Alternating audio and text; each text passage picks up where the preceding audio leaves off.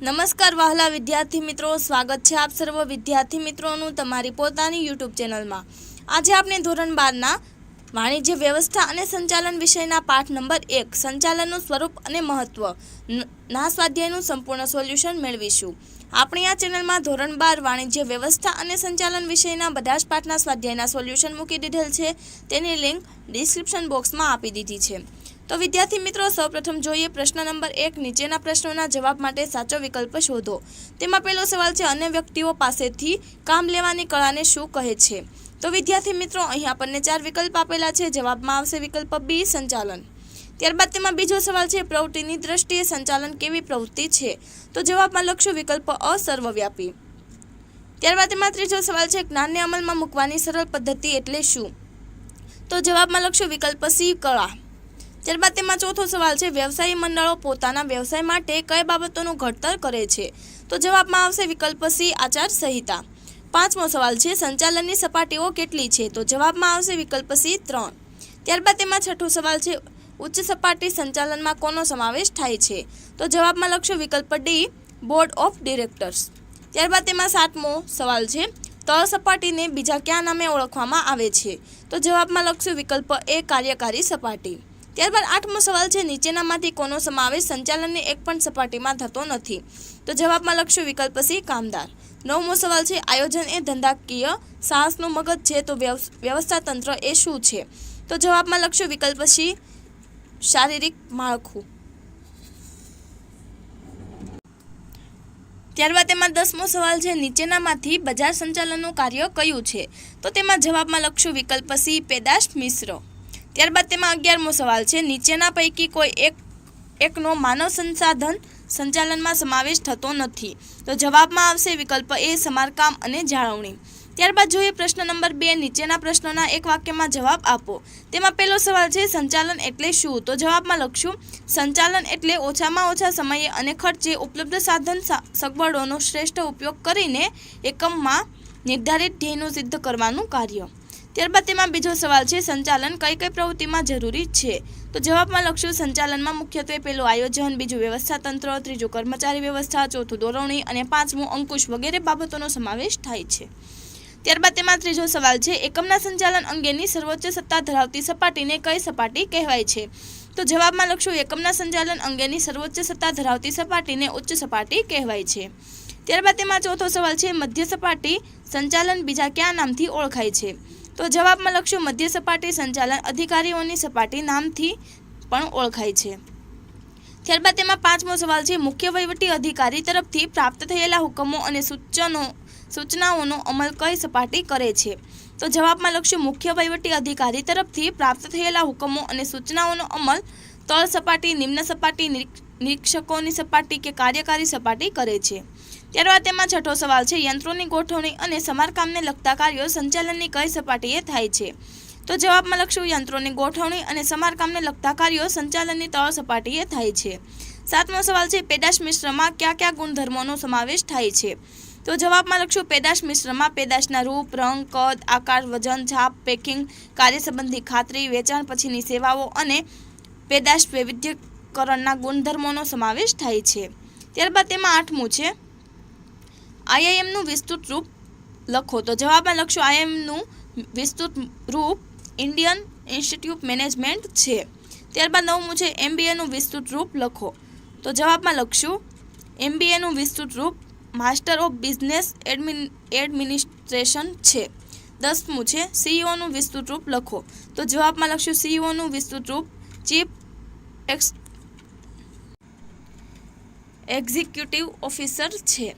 ત્યારબાદ જોઈએ પ્રશ્ન નંબર 3। નીચેના પ્રશ્નોના ટૂંકમાં જવાબ આપો। તેમાં પહેલો સવાલ છે, સંચાલનની ઉચ્ચ સપાટીએ થતા કોઈ પણ 2 કાર્યો જણાવો। તો જવાબમાં લખશું સંચાલનની ઉચ્ચ સપાટીએ થતા 2 કાર્યો આ પ્રમાણે છે। પહેલું, ડિરેક્ટરો ધંધાકીય એકમના ટ્રસ્ટી તરીકેનું કાર્ય કરે છે। બીજું, ધંધાકીય એકમના મુખ્ય અને ગૌણ ઉદ્દેશો નક્કી કરે છે। બીજો સવાલ છે, સંચાલનથી સમાજને કયા લાભ મળે છે? તો જવાબમાં લખશું દરેક ધંધાકીય એકમ સમાજમાં રહીને સમાજના સાધનોનો ઉપયોગ કરીને સમાજના લોકોના લાભાર્થે પોતાની કામગીરી કરે છે। ધંધાકીય એકમની સફળતા સમાજની સમૃદ્ધિ અને સુખાકારીમાં વધારો કરે છે। ધંધાકીય એકમો વિવિધ વસ્તુઓ અને સેવાઓનું ઓછી પડત ઉત્પાદન કરે છે. ધંધાકીય એકમો વસ્તુઓ કે સેવાઓનું ઉત્પાદન કરી રોજગારીમાં વધારો કરે છે. સમાજને વાજબી કિંમતે વસ્તુઓ અને સેવાઓ પૂરી પાડે છે, તેથી સમગ્ર સમાજનું કલ્યાણ થાય છે. તેમાં ત્રીજો સવાલ છે આયોજન એટલે શું? તો જવાબમાં લખશું નક્કી કરેલા ધ્યેયોની સિદ્ધિ માટે ક્યારે, કેવી રીતે, કેટલા પ્રમાણમાં કરવાનું છે અને કાર્ય ક્યારે પૂર્ણ થવાનું છે તેની અગાઉથી નક્કી કરવામાં આવતી બુદ્ધિપૂર્વકની વિચારણાને આયોજન કહે છે. વર્તમાન સમયમાં ભવિષ્ય માટેની પૂર્વ વિચારણા કરવી તેનું નામ આયોજન. ચોથો સવાલ છે પ્રબંધ કે વ્યવસ્થા તંત્રનો અર્થ આપો. તો જવાબમાં લખશું આયોજન દ્વારા નક્કી કરેલા ધ્યેય, નીતિ, કાર્યક્રમ વગેરેની સિદ્ધિ માટે એકમની પ્રવૃત્તિઓને વિવિધ વિભાગોમાં વિવિધ માનવ જૂથો વચ્ચે વહેંચી દેવામાં આવે છે. તેમને સત્તા અને જવાબદારીની વહેંચણી કરવામાં આવે છે. તેને વ્યવસ્થા તંત્ર કે પ્રબંધ કહે છે. ત્યારબાદ તેમાં પાંચમો સવાલ છે સંકલનનો અર્થ આપો. તો જવાબમાં લખશું સમગ્ર ધંધાકીય એકમની જુદા જુદા કર્મચારીઓ દ્વારા થતી પ્રવૃત્તિઓ કે કાર્યો વચ્ચે એક સૂત્રતા કે સુમેળ સાધવાના કાર્યને સંકલન કહે છે. એકમની અંદર કાર્ય કરતી તમામ વ્યક્તિઓ એકમના લક્ષ્યાંકોની સિદ્ધિ માટે એકજૂટ તરીકે કાર્ય કરે તે જોવાનું કાર્ય સંકલનનું છે. છઠ્ઠો સવાલ છે સંચાલનની ઉચ્ચ સપાટીએ કોનો સમાવેશ થાય છે? તો જવાબમાં લખશું સંચાલનની ઉચ્ચ સપાટીમાં સંચાલક મંડળ, મુખ્ય વહીવટી અધિકારી, chairman, managing director, general manager જેવા અધિકારીઓનો સમાવેશ થાય છે. ત્યારબાદ તેમાં સાતમો સવાલ છે બજાર સંચાલનના મુખ્ય તત્વો કયા છે? તો જવાબમાં લખશું બજાર ક્રિયા સંચાલન એક એવી પ્રક્રિયા છે જેના દ્વારા ગ્રાહકોની જરૂરિયાત નક્કી કરવામાં આવે છે, તેને માલ કે સેવામાં પરિવર્તિત કરવામાં આવે છે અને ત્યારબાદ આ માલ કે સેવાને આખરી ઉપભોક્તા કે ગ્રાહક કે વાપરનાર તરફ લઈ જવામાં આવે છે કે જેથી તે અમુક નિર્ધારિત ગ્રાહક વિભાગ કે વિભાગોની જરૂરિયાત સંતોષી શકે. તેમાં વ્યવસ્થા તંત્રને મળી શકતા સાધનોનો ઇષ્ટતમ ઉપયોગ થઈ શકે તે રીતે નફાકારકતા પર ભાર મૂકવામાં આવે છે. આ રીતે બજાર સંચાલનનો મુખ્ય હેતુ ગ્રાહકનો સંતોષ કે ગ્રાહક અભિમુખતા છે. ત્યારબાદ તેમાં આઠમો સવાલ છે કિંમત અંગેના નિર્ણયોમાં કઈ કઈ બાબતોનો સમાવેશ થાય છે? તો જવાબમાં લખશું કિંમત અંગેના નિર્ણયોમાં કિંમત નિર્ધારણ, વેચાણ નીતિ, શાક નીતિ, વટાવ અંગેની નીતિ, જથ્થાબંધ કે છૂટક વેપાર, મધ્યસ્થીઓનું મિશ્રણ વગેરે અનેક બાબતોનો સમાવેશ થાય છે. નવમો સવાલ છે કર્મચારી વ્યવસ્થાની સમજ આપો. તો જવાબમાં લખશું ડૉક્ટર જ્યોર્જ આર ટેરીના મતે કર્મચારી વ્યવસ્થાનો ઉદ્દેશ સંતોષકારક અને સંતુષ્ટ કર્મચારી દળ ઊભું કરવાનો, જાળવી રાખવાનો અને વિકસાવવાનો છે. જ્યાં એકમ હોય ત્યાં કર્મચારીઓ હોય જ. તેમના વિનાનું એકમ એ આત્મા વિનાના હાડપિંજર જેવું જ છે. કોઈપણ એકમની પ્રવૃત્તિ અને સફળતાનો આધાર કર્મચારીઓ પર રહેલો છે. કર્મચારી વ્યવસ્થા એકમમાં યોગ્ય જગ્યાએ, યોગ્ય સમયે, યોગ્ય સંખ્યામાં, યોગ્ય લાયકાત ધરાવતા કર્મચારીઓની ભરતી, પસંદગી, તાલીમ, વિકાસ, બઢતી, બદલી, છૂટા કરવા, નિવૃત્તિ તથા તેમને માટે કલ્યાણકારી પ્રવૃત્તિઓ વગેરે પ્રશ્નોનો વિચાર કરે છે. સંતુષ્ટ કર્મચારીઓ હોય તો તેમને ઉત્સાહ અને જુસ્સો વધે છે. પરિણામે એકમની ઉત્પાદકતા અને કાર્યક્ષમતામાં વધારો થાય છે. કોઈપણ ધંધાકીય એકમની સફળતાનો આધાર કર્મચારીઓ પર રહેલો છે. ત્યારબાદ તેમાં જોઈએ પ્રશ્ન નંબર 4. નીચેના પ્રશ્નોના મુદ્દાસર જવાબ આપો. તેમાં પહેલો સવાલ છે સંચાલનનું મહત્વ જણાવો. તો જવાબમાં લખશું આધુનિક અર્થવ્યવસ્થામાં સંચાલન ખૂબ જ મહત્વનું છે. કોઈપણ પ્રવૃત્તિ કે ક્ષેત્રની સફળતાનો કે નિષ્ફળતાનો આધાર સંચાલન પર રહેલો છે. ગમે તેટલા આધુનિક અને યોગ્ય પ્રમાણમાં સાધન સામગ્રી હોય પરંતુ ક્ષતિપૂર્ણ સંચાલન હોય તો તેનો યોગ્ય ઉપયોગ થઈ શકતો નથી. એકમમાં યંત્રોની યોગ્ય ગોઠવણી હોય પરંતુ તે ખામીયુક્ત હોય કે ઉત્તમ પ્રકારની કર્મચારી વ્યવસ્થા હોય પરંતુ સંચાલન યોગ્ય ન હોય તો તે એકમ નિષ્ફળતા પામે છે. એક લેખકે સાચું જ કહ્યું છે કે સાચા સંચાલન વગરની સરકાર એ રેતી પર ચણેલા મહેલ જેવી જ છે. સંચાલનના મહત્વનો ખ્યાલ નીચેની બાબતો પરથી આવી શકે છે. તેમાં પહેલું છે દરેક ક્ષેત્રમાં જરૂરી. તો તેમાં લખશું સંચાલન એ ફક્ત ઉદ્યોગ ધંધામાં જ આવશ્યક છે એવું જ નહીં પરંતુ બે કે વધુ વ્યક્તિઓ એકત્રિત થઈ કાર્ય કરતી હોય તેવી દરેક પ્રવૃત્તિમાં જરૂરી છે. ધાર્મિક, સામાજિક, રાજકીય, શૈક્ષણિક, સંરક્ષણ, સરકારી તેમજ રમતગમતની એમ દરેક પ્રવૃત્તિમાં સંચાલન જરૂરી છે. દરેક પ્રકારની પ્રવૃત્તિઓમાં સંચાલનના કાર્યો જેવા કે આયોજન, વ્યવસ્થા તંત્ર, કર્મચારી વ્યવસ્થા, દોરવણી, અંકુશ વગેરે કાર્યો કરવા પડે છે. તેમાં બીજું છે સાધનોનો ઇષ્ટતમ ઉપયોગ. તો તેમાં લક્ષ્ય સંચાલનને કારણે એકમના તમામ માનવીય અને ભૌતિક સાધનો જેવા કે કર્મચારીઓ, જમીન, મૂડી, કાચો માલ અને યંત્રો વગેરેનો મહત્તમ ઉપયોગ થઈ શકે છે. પરિણામે બગાડ અટકાવી શકાય છે. તેમાં ત્રીજું છે ધ્યેય સિદ્ધિ. તો તેમાં લક્ષ્ય સંચાલન માણસો, માલસામાન, યંત્રો અને નાણાં વગેરે સાધનોનું સંકલન કરે છે. સંચાલનને કારણે તમામ સાધનોનો ઇષ્ટતમ ઉપયોગ થઈ શકે છે. તેથી એકમના નિર્ધારિત હેતુઓની સિદ્ધિ શક્ય બને છે. તેમાં ચોથું છે ધંધાની સફળતા માટે ઉપયોગી. તો તેમાં લખશું ધંધાની સફળતાનો કે નિષ્ફળતાનો આધાર સંચાલન પર રહેલો છે.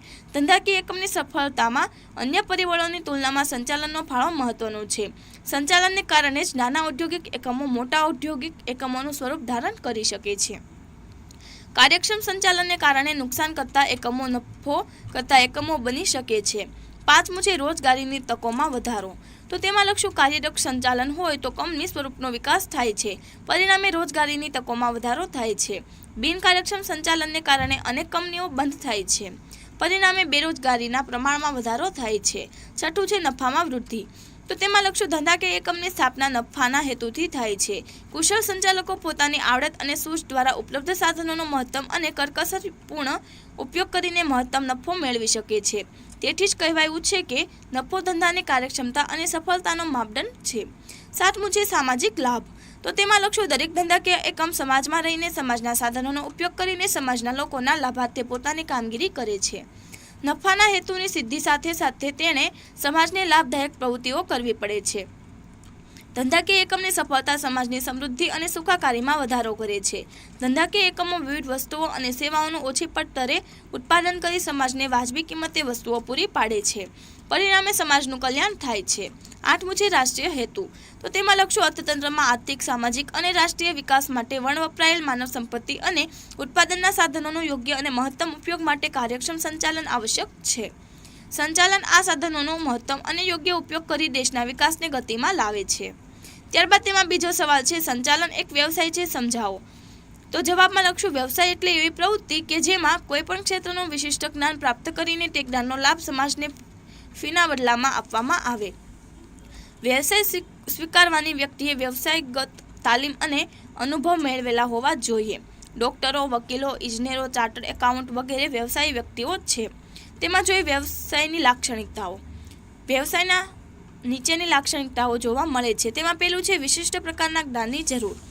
તો તેમાં લખશું જે પ્રકારનો વ્યવસાય હોય તે પ્રમાણે તેમાં વિશિષ્ટ જ્ઞાન જરૂરી ગણાય છે. દાખલા તરીકે ડૉક્ટરના વ્યવસાય માટે MBBS, MD કે MS ની પદવી મેળવવી પડે છે. વકીલના વ્યવસાય માટે LLB, LLMની પદવી મેળવવી પડે છે. સંચાલનમાં પણ વિશિષ્ટ જ્ઞાન મેળવવા માટે BBA, MBAની પદવી મેળવવી પડે છે. બીજું છે જ્ઞાનમાં વૃદ્ધિ અને સંશોધન. તો તેમાં લખશું દરેક વ્યવસાયમાં જ્ઞાનમાં વૃદ્ધિ અને સંશોધન થાય છે. તેમાં સંચાલનમાં પણ અનુભવ અને તાલીમ મેળવીને જ્ઞાનમાં વૃદ્ધિ અને સંશોધન થાય છે. ત્રીજું છે વ્યવસાયી મંડળો. તો તેમાં લખશું દરેક વ્યવસાયમાં ક્ષેત્રમાં વ્યવસાયી મંડળો હોય છે, તે જ રીતે સંચાલનમાં પણ મંડળો હોય છે. આ મંડળો સંચાલનનું શિક્ષણ અને તાલીમ આપવાનું કાર્ય કરે છે. ભારતમાં સંચાલનનું શિક્ષણ આપતી સંસ્થા IIM જે રાષ્ટ્રીય અને આંતરરાષ્ટ્રીય કક્ષાએ કામગીરી કરે છે, તે સંચાલનના વ્યવસાયને વિકાસ કરવાનું કાર્ય કરે છે. તેમાં ચોથું છે આચાર સંહિતાનું પાલન. તો તેમાં લખશું દરેક વ્યવસાયિક મંડળો પોતાના વ્યવસાયના સભ્યો માટે આચારસંહિતા ઘડે છે. દરેક સભ્ય આચારસંહિતાનું ફરજિયાત રીતે પાલન કરવું પડે છે. પાંચમું છે નૈતિક જવાબદારી.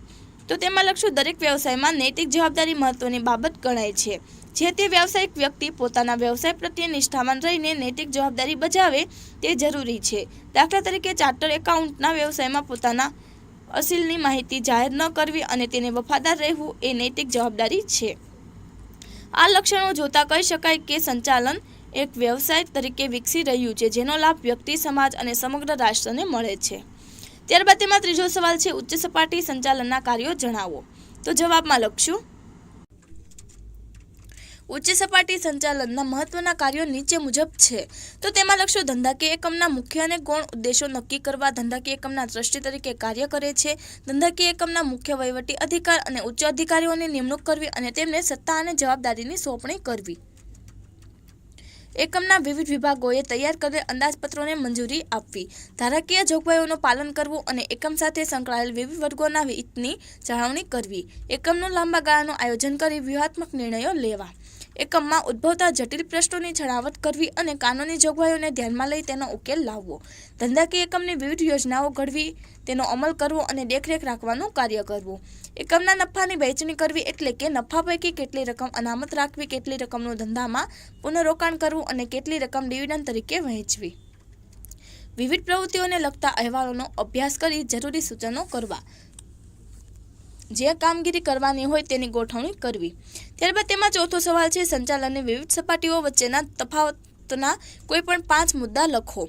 તો જવાબમાં લખશું સંચાલનની ઉચ્ચ સપાટી, મધ્યમ સપાટી અને તળ સપાટી વચ્ચેનો તફાવત નીચે મુજબ છે. તેમાં જોઈએ તો વિદ્યાર્થી મિત્રો, તેમાં ઉચ્ચ સપાટી, મધ્યમ સપાટી અને તળ સપાટી વચ્ચે તફાવત જોઈશું. તેમાં પહેલું છે સંચાલન અને વહીવટ. તો ઉચ્ચ સપાટીમાં સંચાલનનું પ્રમાણ વધુ અને વહીવટનું પ્રમાણ ઓછું હોય છે, જ્યારે મધ્યમ સપાટીમાં સંચાલનનું પ્રમાણ ઓછું અને વહીવટનું પ્રમાણ વધુ હોય છે, અને તળ સપાટીમાં સંચાલનનું પ્રમાણ ખૂબ ઓછું અને વહીવટનું પ્રમાણ સૌથી વધુ હોય છે. ત્યારબાદ છે સમાવેશ. તો ઉચ્ચ સપાટીમાં નીતિ ઘડતર માટે સંચાલન મંડળ, મેનેજિંગ ડિરેક્ટર અને જનરલ મેનેજરનો સમાવેશ થાય છે, જ્યારે મધ્યમ સપાટીમાં ખાતાના વિભાગીય અધિકારીઓ અને પોતપોતાના ક્ષેત્રનો નિષ્ણાત અધિકારીઓનો સમાવેશ થાય છે, અને તળ સપાટીમાં નિરીક્ષકો, જોબર અને ફોરમેનનો સમાવેશ થાય છે. ત્યારબાદ છે સત્તા અને જવાબદારી. તો ઉચ્ચ સપાટીમાં સત્તા અને જવાબદારીનું બંનેનું પ્રમાણ વધુ હોય છે, જ્યારે મધ્યમ સપાટીમાં સત્તા પ્રમાણમાં ઓછી અને જવાબદારી વિભાગ પૂરતી હોય છે, અને તળ સપાટીમાં સત્તાનું પ્રમાણ ખૂબ ઓછું, જવાબદારીનું પ્રમાણ અમુક પેટા વિભાગ પૂરતું હોય છે. ત્યારબાદ છે સંખ્યા. તો ઉચ્ચ સપાટીએ કર્મચારીઓની સંખ્યા ઓછી હોય છે, જ્યારે મધ્ય સપાટીમાં ઉચ્ચ સપાટી કરતાં મધ્ય સપાટીએ કર્મચારીઓની સંખ્યા વધુ હોય છે, અને તળ સપાટીમાં ઉચ્ચ અને મધ્ય સપાટી કરતાં કર્મચારીઓની સંખ્યા ખૂબ વધારે હોય છે. ત્યારબાદ છે લાયકાત. તો ઉચ્ચ સપાટીમાં સર્વગ્રાહી કૌશલ્યની જરૂર છે, જ્યારે મધ્ય સપાટીમાં વિશિષ્ટ જ્ઞાનની જરૂર છે, અને તળ સપાટીમાં ફક્ત પોતાના વિભાગ અને પેટા વિભાગ પૂરતું જ જ્ઞાન જરૂરી છે. ત્યારબાદ છે ધ્યેય અને નીતિ ઘડતર. તો ઉચ્ચ સપાટીમાં આ સપાટી દ્વારા કંપનીના મૂળભૂત ધ્યેય અને નીતિનું ઘડતર થાય છે, જ્યારે મધ્ય સપાટી દ્વારા ઉચ્ચ સપાટીએ ઘડેલ નીતિ અને ધ્યેયનો અમલ થાય છે, અને તળ સપાટી ઉચ્ચ સપાટીએ ઘડેલી નીતિ અને નિર્ણયોનો અમલ કરવાનું કાર્ય કરે છે. ત્યારબાદ છે ઉત્તરદાયિત્વ. તો ઉચ્ચ સપાટીમાં આસપાસથી આ સપાટીનું શેર હોલ્ડરો, લેણદારો, સરકારના વિવિધ વિભાગો, કાયદાકીય જોગવાઈઓ વગેરે પ્રત્યે ઉત્તરદાયિત્વ હોય છે, જ્યારે મધ્ય સપાટીમાં ઉચ્ચ સપાટી પ્રત્યે મધ્ય સપાટીનું ઉત્તરદાયિત્વ હોય છે, અને તળ સપાટીમાં મધ્ય સપાટી પ્રત્યે તળ સપાટીનું ઉત્તરદાયિત્વ હોય છે. ત્યારબાદ છે નિર્ણયો. તો ઉચ્ચ સપાટીના નિર્ણયો વધારે જોખમી અને પ્રમાણમાં વધારે દૂરોગામી હોય છે, જ્યારે મધ્ય સપાટીના નિર્ણયો પ્રમાણમાં ઓછા જોખમી અને ઓછા દૂરોગામી હોય છે, અને તળ સપાટીના નિર્ણયો ખૂબ જ ઓછા જોખમી અને ખૂબ જ ઓછા દૂરોગામી હોય છે. ત્યારબાદ તેમાં 5મો સવાલ છે સંકલનનું મહત્વ જણાવો. તો જવાબમાં લખશું સંચાલન પ્રક્રિયાના દરેક તબક્કે સંકલન અનિવાર્ય છે, તેના દ્વારા ધ્યેય સિદ્ધિની ખાતરી મળે છે. સંકલનનું મહત્વ નીચેની બાબતોથી સ્પષ્ટ થાય છે. તો તેમાં લક્ષ્ય સંચાલનના વિવિધ કાર્યો જેવા કે આયોજન, વ્યવસ્થા તંત્ર, દોરવણી, અંકુશ વગેરે સંકલનને કારણે અસરકારક બને છે. સંકલનને કારણે એકમના તમામ કાર્યો કરવાનું સરળ બને છે. સંકલનને કારણે એકમનું કોઈ કાર્ય કરવાનું રહી જતું નથી કે કોઈ કાર્ય બેવડાતું નથી. સંકલનને કારણે એકમના વિવિધ વિભાગો વચ્ચે સહકાર અને સંવાદિતા જળવાઈ રહે છે. સંકલનને કારણે એકમના વિવિધ વિભાગોના કાર્યોના તેના ક્રમ અને સમય વચ્ચે સમતુલા સાધવાનું શક્ય બને છે. સંકલનને કારણે એકમના નક્કી કરેલા ધ્યેયોની સિદ્ધિ થઈ શકે છે. ત્યારબાદ તેમાં 6થો સવાલ છે માનવ સંસાધન સંચાલનનું મહત્વ જણાવો. તો જવાબમાં લખશું નીચેની બાબતો પરથી માનવ સંસાધન સંચાલનના મહત્વનો ખ્યાલ આવી શકે છે. તો તેમાં લખશું કર્મચારીઓના જુસ્સામાં અને કાર્યક્ષમતામાં વધારો થાય છે. એકમની નફાકારકતામાં વધારો થાય છે. એકમની શાખ અને પ્રતિષ્ઠામાં વધારો થાય છે. ઉત્પાદિત વસ્તુ કે સેવાની ગુણવત્તાના ઉચ્ચ ધોરણોની જાળવણી થઈ શકે છે. કર્મચારીઓમાં જૂથ ભાવનાનો વિકાસ થાય છે. ઉત્પાદનના સાધનોનો ઇષ્ટતમ ઉપયોગ થઈ શકે છે. કર્મચારી ફેરબદલી દરમાં ઘટાડો થાય છે. કર્મચારી સંતોષમાં વધારો થાય છે. કર્મચારીઓને સંપૂર્ણ કાર્ય સંતોષ મળે છે, તેથી એકમમાં ઔદ્યોગિક શાંતિનું વાતાવરણ સર્જાય છે. ત્યારબાદ તેમાં 7મો સવાલ છે નાણાકીય સંચાલનના કાર્યો જણાવો. તો જવાબમાં લખશું નાણાકીય સંચાલનના મુખ્ય કાર્યોને નીચે મુજબ દર્શાવી શકાય. તેમાં લખશું નાણાકીય જરૂરિયાતોનો અંદાજ મૂકવો, સમયની દ્રષ્ટિએ નાણાંનું આયોજન કરવું, મૂડી માળખા અંગે વિચારણા કરવી તેમજ નાણાકીય પ્રાપ્તિ સ્થાનોની પસંદગી કરવી, નાણાં મેળવવા માટેની કાર્યવાહી કરવી, મેળવેલા નાણાંનો યોગ્ય ઉપયોગ થાય તે જોવું અને અંકુશ વ્યવસ્થા ગોઠવવી, નાણાકીય નીતિ નક્કી કરવી, અંદાજપત્ર તૈયાર કરવું, આવકની ફાળવણી કરવી, કરવેરાનું આયોજન કરવું, અસ્ક્યામતોની વ્યવસ્થા કરવી. ત્યારબાદ જોઈએ પ્રશ્ન નંબર 5. નીચેના પ્રશ્નોના વિસ્તારપૂર્વક જવાબ આપો. તેમાં પહેલો સવાલ છે સંચાલનનો અર્થ આપી તેની લાક્ષણિકતાઓ સમજાવો. તેમાં સૌપ્રથમ જોઈએ સંચાલનનો અર્થ. તો તેમાં લખશું વિવિધ લેખકોએ જુદા જુદા દ્રષ્ટિબિંદુથી સંચાલનની વ્યાખ્યાઓ આપી છે. તે પૈકી કેટલીક મહત્વની વ્યાખ્યાઓ નીચે મુજબ છે. તેમાં જોઈએ કુન્ટઝ અને ઓડોનલના મતે વિધિસર રીતે રચાયેલા માનવોના વ્યવસ્થિત જૂથો મારફતે કાર્ય લેવાની કળા એટલે સંચાલન. લિવિંગસ્ટનના મતે સંચાલન એટલે ઓછામાં ઓછા સમય અને ખર્ચ દ્વારા ઉપલબ્ધ સાધન સગવડનો શ્રેષ્ઠ ઉપયોગ કરીને એકમના નિર્ધારિત ધ્યેયોને સિદ્ધ કરવાનું કાર્ય. ડૉક્ટર જ્યોર્જ આર ટેરીના મતે સંચાલન એ એવી પ્રવૃત્તિ કે જે માણસો, સાધનો, યંત્રો, પદ્ધતિઓ, નાણાં અને બજાર એમનું આયોજન કરી તેના પર અંકુશ રાખવાનું કાર્ય કરે છે. તે માનવ પ્રયત્નોને નેતાગીરી, સંકલન અને માર્ગદર્શન પૂરું પાડે છે જેથી એકમમાં ઇચ્છિત ધ્યેયોને સિદ્ધ કરી શકાય છે. ત્યારબાદ જોઈએ સંચાલનની લાક્ષણિકતાઓ. સંચાલનની વિવિધ વ્યાખ્યાઓ પરથી તેની લાક્ષણિકતાઓનો ખ્યાલ આવે છે જે સંચાલનનું સ્વરૂપ દર્શાવે છે. સંચાલનની લાક્ષણિકતાઓ નીચે મુજબ દર્શાવી શકાય. તેમાં પેલું છે સર્વવ્યાપી પ્રવૃત્તિ. તો તેમાં લખશું સંચાલન એ સર્વવ્યાપી પ્રવૃત્તિ છે જ્યાં બે કે વધુ વ્યક્તિઓ એકઠી થઈ હેતુની સિદ્ધિ માટે કાર્ય કરે છે ત્યાં સંચાલનની જરૂર પડે છે. સંચાલન ફક્ત ધંધાકીય કે ઔદ્યોગિક ક્ષેત્રમાં થતી પ્રવૃત્તિ નથી પરંતુ સામાજિક, ધાર્મિક, લશ્કરી, શૈક્ષણિક, કૃષિ વગેરે ક્ષેત્રોમાં પણ સંચાલનની પ્રવૃત્તિ જોવા મળે છે. સંચાલન દરેક ક્ષેત્રના તમામ એકમો તેમજ એકમના તમામ વિભાગો અને દરેક સપાટીએ જોવા મળે છે. બીજું છે હેતુલક્ષી પ્રવૃત્તિ. તો તેમાં લખશું દરેક ધંધાકીય એકમની સ્થાપના અમુક ચોક્કસ હેતુઓને સિદ્ધ કરવા માટે થતી હોય છે. આ હેતુઓને કાર્યક્ષમતાપૂર્વક અને કરકસરપૂર્વક સિદ્ધ કરવા માટે સંચાલન જરૂરી છે. સંચાલન એ સાધ્ય નથી પરંતુ સાધન છે. ત્રીજું છે જૂથ પ્રવૃત્તિ. તો તેમાં લખશું જ્યારે બે કે તેથી વધુ વ્યક્તિઓ કોઈ ચોક્કસ ધ્યેયને સિદ્ધ કરવા કાર્ય કરે છે ત્યારે જૂથ પ્રયત્નો જરૂરી બને છે અને ત્યાં સંચાલન જરૂરી છે. સંચાલન એ બે કે તેથી વધુ વ્યક્તિઓના જૂથની પ્રવૃત્તિ છે. ચોથું છે સતત ચાલતી પ્રવૃત્તિ. તો તેમાં લખશું સંચાલનની સતત ચાલતી પ્રવૃત્તિ છે. એકવાર શરૂ કર્યા બાદ તેને અટકાવી શકાતી નથી. સંચાલન ધ્યેયલક્ષી હોય છે પરંતુ ધ્યેય સિદ્ધ થતાં તે પ્રક્રિયાનો અંત આવતો નથી. નવા ધ્યેય અને નવા લક્ષ્યાંકો સંચાલન દ્વારા નક્કી થાય છે. આ રીતે સંચાલનમાં ધ્યેય નક્કી કરવા, ધ્યેય સિદ્ધિ કરવા અને પુનઃ ધ્યેય નક્કી કરવાનું ચક્ર સતત ચાલતું જ રહે છે. પાંચમું છે માનવીય પ્રવૃત્તિ. તો તેમાં લખશું સંચાલન એ સર્વવ્યાપી હોવા છતાં તેનો સંબંધ માનવજાતની પ્રવૃત્તિઓ પૂરતો મર્યાદિત છે.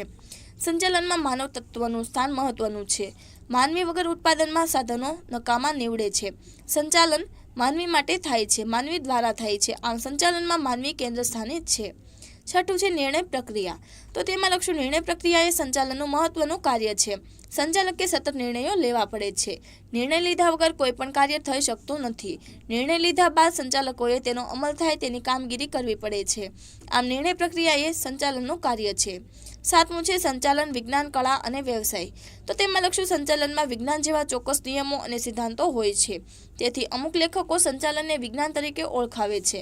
સંચાલનમાં માનવ પરિબળ મહત્વનું હોવાથી તેમની પાસેથી કાર્ય કરાવવા માટે અત્યંત આવડત, બુદ્ધિ, ચતુરાઈ, આંતરસૂઝ વગેરે જરૂરી બને છે જેને કાર્ય કરાવવાની કળા કહે છે. આમ સંચાલન એક કળા છે. આધુનિક સમયમાં ધંધાકીય એકમનું સંચાલન તાલીમ પામેલ નિષ્ણાત સંચાલક વર્ગને સોંપાઈ રહ્યું છે. આધુનિક સમયમાં ડૉક્ટર, વકીલ, ચાર્ટર્ડ એકાઉન્ટ જેવા વ્યવસાયીઓની જેમ સંચાલકોએ પણ વ્યવસાયી સ્વરૂપ ધારણ કર્યું છે. આ બાબત સ્પષ્ટ કરે છે કે સંચાલન એ વ્યવસાય છે. ત્યારબાદ તેમાં બીજો સવાલ છે સંચાલનની વિવિધ સપાટીઓની આકૃતિ દોરી તળ સપાટી સંચાલનના કાર્યો જણાવો. તો તેમાં જોઈએ સંચાલનની વિવિધ સપાટીઓની આકૃતિ. તો તેમાં ઉચ્ચ સપાટીએ સંચાલનમાં આવશે સંચાલક મંડળ, ચેરમેન, મેનેજિંગ ડિરેક્ટર અને જનરલ મેનેજર. ત્યારબાદ મધ્ય સપાટી સંચાલનમાં વિભાગીય અધિકારીઓ, કાર્યકારી સંચાલકો અને નિષ્ણાંતો વગેરે. જ્યારે તળ સપાટી એટલે કે નિમ્ન સપાટીએ સંચાલનમાં સુપરવાઇઝરો, ફોરમેન અને ઇન્સ્પેક્ટર વગેરે. તેમાં જોઈએ તળ સપાટી સંચાલનના કાર્યો. તેમાં લખશું સંચાલનની ઉચ્ચ સપાટીએ લીધેલા નિર્ણયો અને નીતિનું અમલીકરણ કાર્ય આ સપાટીએ થાય છે. તેથી તેને સંચાલનની કાર્યકારી સપાટી કહે છે. આ સપાટીએ થતા કાર્યો નીચે પ્રમાણે છે. તેમાં જોઈએ પોતાના વિભાગના કામદારોના કાર્યનું નિરીક્ષણ કરવું, કામદારોમાં શિસ્ત અને જુસ્સો વધે તેવા પ્રયત્નો કરવા, પોતાના વિભાગના રોજબરોજના કાર્યો અંગેનું આયોજન કરવું, કર્મચારીઓને લગતા કાર્યો જેવા કે બદલી, બત્તી, તાલીમ, વિકાસ વગેરે કરવા. વિભાગીય અધિકારી તરફથી પોતાના વિભાગના કાર્યો કરવા માટે જરૂરી હુકમો, સૂચનાઓ અને કાર્યક્રમો પ્રાપ્ત કરવા. યંત્ર વિન્યાસ એટલે કે યંત્રોની ગોઠવણી, યંત્રોનું સમારકામ અને જાળવણીને લગતા કાર્યો કરવા. કામદારોને કાર્ય કરવા માટે યંત્રો, કાચો માલસામાન તેમજ અન્ય સાધન સામગ્રીની વ્યવસ્થા કરવી. કર્મચારીઓના વાજબી પ્રશ્નોનો યોગ્ય નિકાલ લાવવો. ઉચ્ચ સપાટીએ લીધેલા નિર્ણયો અને નીતિઓનો અમલ કરવો. તળ સપાટીએ થતી વિવિધ પ્રવૃત્તિઓ અંગે અહેવાલો, કામદારોના સૂચનો અને ફરિયાદો મધ્ય સપાટીને મોકલી આપવા. કર્મચારીઓને કાર્યની સોંપણી કરવી તેમજ યોગ્ય કામગીરીનું વાતાવરણ સર્જવું. ત્યારબાદ તેમાં ત્રીજો સવાલ છે સંકલનનો અર્થ આપી લાક્ષણિકતાઓ સમજાવો. તો જવાબ જોઈએ. સૌપ્રથમ છે સંકલનનો અર્થ. તો તેમાં લખશું ધંધાકીય એકમના વિવિધ વિભાગોમાં કર્મચારીઓ દ્વારા થતા વિવિધ કાર્યો વચ્ચે એક સૂત્રતા કે સુમેળ સાધવાનું કાર્ય એટલે સંકલન. તેમાં જોઈએ સંકલનની લાક્ષણિકતાઓ. સંકલનની લાક્ષણિકતાઓ નીચે મુજબ દર્શાવી શકાય. સંચાલનના આયોજનના કાર્યથી અંકુશનું કાર્ય કરતા સંકલન જરૂરી બને છે. સંકલન વગર સંચાલન પ્રક્રિયા શક્ય નથી. સંકલનનું કાર્ય સંચાલનની દરેક સપાટીએ થાય છે. સંકલનની સફળતા માટે કાર્યક્ષમ માહિતી સંચારની વ્યવસ્થા જરૂરી છે. સહકાર વગર સંકલન શક્ય નથી. એકમની વિવિધ પ્રવૃત્તિઓ વચ્ચે સંકલન સધાય તે માટે વિવિધ પ્રવૃત્તિઓ કરતા દરેક કર્મચારીઓનો સહકાર આવશ્યક બને છે. સંકલનને કારણે ધંધાકીય એકમના સાધનોનો મહત્તમ ઉપયોગ કરવાનું શક્ય બને છે. સંચાલનના દરેક કાર્યમાં સંકલન સમાયેલ છે. તેથી સંકલનને સંચાલનનો આત્મા કહે છે. ત્યારબાદ તેમાં ચોથો સવાલ છે માર્કેટિંગ એટલે કે બજારીય સંચાલનનો અર્થ આપી તેના કાર્યો સમજાવો. તો જવાબ જોઈએ. માર્કેટિંગ એટલે કે બજારીય સંચાલનનો અર્થ. તેમાં લખશું વિશાળ અર્થમાં કહીએ તો માલ કે સેવાનો ઉત્પાદન પાસેથી ગ્રાહકો સુધી પહોંચાડવાની પ્રક્રિયા એટલે માર્કેટિંગ સંચાલન. Doctor S.R. ડાવરના મતે બજાર ક્રિયા સંચાલન એક એવી પ્રક્રિયા છે જેના દ્વારા ગ્રાહકોની જરૂરિયાત નક્કી કરવામાં આવે છે, તેને માલ કે સેવામાં પરિવર્તિત કરવામાં આવે છે અને ત્યારબાદ માલ કે સેવાના અંતિમ ઉપભોક્તા કે વાપરનાર તરફ લઈ જવામાં આવે છે કે જેથી તે અમુક નિર્ધારિત ગ્રાહક વિભાગ કે વિભાગોની જરૂરિયાત સંતોષી શકે. તેમાં વ્યવસાય તંત્રને મળી શકતા સાધનોનો ઇષ્ટ ઉપયોગ થઈ શકે તે રીતે નફાકારકતા પર ભાર મૂકવામાં આવે છે. ત્યારબાદ જોઈએ બજાર ક્રિયા સંચાલનના કાર્યો. બજાર ક્રિયા સંચાલનના મુખ્ય કાર્યો નીચે મુજબ દર્શાવી શકાય. તેમાં પહેલું છે પેદાશ કે પેદાશ મિશ્ર. તો તેમાં લખશું આ બજાર ક્રિયાનું મૂળ તત્વ છે. તેમાં નવી પેદાશના ઉત્પાદન કે હયાત પેદાશના વિકાસના નિર્ણયનો સમાવેશ થાય છે. તેમાં પેદાશના રૂપ, રંગ, કદ, આકાર, વજન, છાપ, પેકિંગ, કાર્ય સંબંધી ખાતરી, વેચાણ પછીની સેવાઓ અને પેદાશ વૈવિધ્યકરણ વગેરે અંગેના નિર્ણયોનો સમાવેશ થાય છે. બીજું છે કિંમત. તો તેમાં લખશું પેદાશ કે સેવાના વિનિમય માટેનો જરૂરી માપદંડ એ કિંમત કે ભાવ છે. વર્તમાન ગ્રાહકો યોગ્ય ગુણવત્તાવાળી વસ્તુઓ વાજબી કિંમતે મળે તેવી અપેક્ષા રાખે છે. તેથી પેદાશની કિંમત ખૂબ કાળજી રાખીને નક્કી કરવી જોઈએ. કિંમત અંગેના નિર્ણયોમાં કિંમત નિર્ધારણ, વેચાણ નીતિ, શાખ નીતિ, વટાવ અને કમિશન વગેરે બાબતો ધ્યાનમાં લેવામાં આવે છે.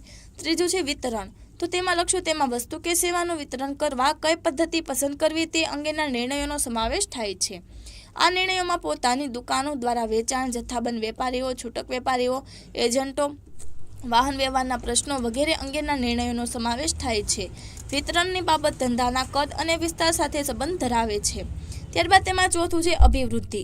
તો તેમાં લખશું અભિવૃદ્ધિમાં વેચાણમાં નોંધપાત્ર વેચાણ વધારવા માટેના પ્રયત્નોનો સમાવેશ થાય છે. આ અંગેના નિર્ણયોમાં માલની જાહેરાત કરવી, પ્રસિદ્ધિ કરવી, વ્યક્તિગત વેચાણ તેમજ વેચાણ વૃદ્ધિ માટે ગ્રાહકો અને વેપારીઓને આકર્ષવા વગેરે અંગેના નિર્ણયોનો સમાવેશ થાય છે. અભિવૃદ્ધિ અંગેના નિર્ણયોને કારણે ખર્ચ થાય છે, પરંતુ તેને કારણે વેચાણમાં વધારો થતાં એકમનો નફો વધે છે. પાંચમું છે માનવ સંસાધન સંચાલનનો અર્થ આપી તેની લાક્ષણિકતાઓ જણાવો. તો જવાબમાં લખશું સૌપ્રથમ છે માનવ સંસાધન સંચાલનનો અર્થ. તેમાં લખશું માનવ સંસાધન સંચાલન એટલે ધંધાકીય એકમમાં કાર્ય કરતા કર્મચારીઓના કૌશલ્ય, જ્ઞાન, બુદ્ધિ, પસંદગી, નાપસંદગી, વ્યક્તિગત વિકાસ, જરૂરિયાત વગેરે બાબતોને ધ્યાનમાં લઈને તેને કંપનીના ઉદ્દેશો સાથે સાંકળી ધંધાને સફળતા તથા નફાકારકતાના માર્ગે લઈ જવાની સમગ્ર પ્રક્રિયા. ત્યારબાદ જોઈએ તેમાં માનવ સંસાધન સંચાલનની લાક્ષણિકતાઓ. માનવ સંસાધનની લાક્ષણિકતાઓ નીચે મુજબ દર્શાવી શકાય. તેમાં લખશો માનવ સંસાધનમાં કર્મચારીઓની ભરતી, પસંદગી, તાલીમ, બઢતી, બદલી, દોરવણી વગેરે કાર્યોનો સમાવેશ થાય છે. માનવ સંસાધન સંચાલનમાં કર્મચારીઓના વ્યક્તિગત ધ્યેયનો ધંધાકીય એકમના ધ્યેય સાથે સાંકળી દરેક ધ્યેય સિદ્ધ કરવામાં આવે છે. માનવ સંસાધન સંચાલનનું મૂળભૂત કાર્ય છે એકમના કર્મચારીઓને મૂલ્યવાન મિલકત સમજીને તેઓનું સંચાલન કરવાનું છે. તેમાં કર્મચારીઓને યોગ્ય તાલીમ આપીને તેમના વિકાસ માટેની યોગ્ય કાર્યવાહી કરવામાં આવે છે.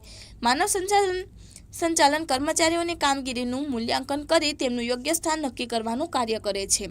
માનવ સંસાધન સંચાલન દ્વારા કર્મચારીઓનો ફેરબદલી દર ઘટાડી શકાય છે તેમજ કુશળ કર્મચારીઓને કંપનીમાં ટકાવી રાખી શકાય છે. માનવ સંસાધન સંચાલનમાં કર્મચારીઓને યોગ્ય વાતાવરણ પૂરું પાડવામાં આવે છે. પરિણામે કર્મચારીના જુસ્સા અને કાર્યક્ષમતામાં વધારો થાય છે. તેથી કંપનીના મૂલ્યોની જાળવણી થાય છે તેમજ એકમના ધ્યેયો સિદ્ધ કરી શકાય છે. ત્યારબાદ તેમાં છઠ્ઠો સવાલ છે, ઉત્પાદન સંચાલનનો અર્થ આપી તેના કાર્યો જણાવો. તો તેમાં જોઈએ ઉત્પાદન સંચાલનનો અર્થ. તેમાં લખશું ઉત્પાદન સંચાલન એટલે ઉત્પાદનનું આયોજન કરવાની, કાર્યક્રમ નક્કી કરવાની, સંકલન સાધવાની, દોરવણી આપવાની અને અંકુશ રાખવાની પ્રક્રિયા.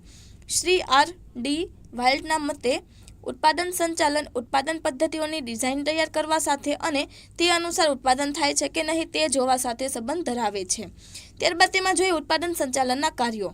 ઉત્પાદન સંચાલનના કાર્યક્ષેત્રમાં નીચેના કાર્યોનો સમાવેશ થાય છે. તેમાં ઉત્પાદન આયોજન કરવું, ઉત્પાદન સંશોધન કરવું, વસ્તુ વિકાસ તેમજ પેદાશ મિશ્રની પસંદગી કરવી, ટેકનોલોજી અને યંત્રોની પસંદગી કરવી, ધંધાની સ્થાન પસંદગી અને વિન્યાસ અંગેનો નિર્ણય લેવો, માલ સામગ્રી અને ઉત્પાદન માટે અન્ય જરૂરિયાતો અંદાજવી, ઉત્પાદન અંકુશ રાખવો, ગુણવત્તા અંકુશ રાખવો, ખર્ચ કે પડતર અંકુશ તથા ઉત્પાદકતાની જાળવણી અને વૃદ્ધિ થાય તેવા કાર્યો કરવા, ઉત્પાદનમાં વૈવિધ્યકરણ અને સરળીકરણ અપનાવવું. તો વિદ્યાર્થી મિત્રો, તમે આ સોલ્યુશન જોયું, સાંભળ્યું અને સમજ્યા તે બદલ આપનો ખૂબ ખૂબ આભાર. તેમજ આ વિડીયોની લિંક તમે તમારા મિત્રો અને દોસ્તોને જરૂરથી શેર કરજો.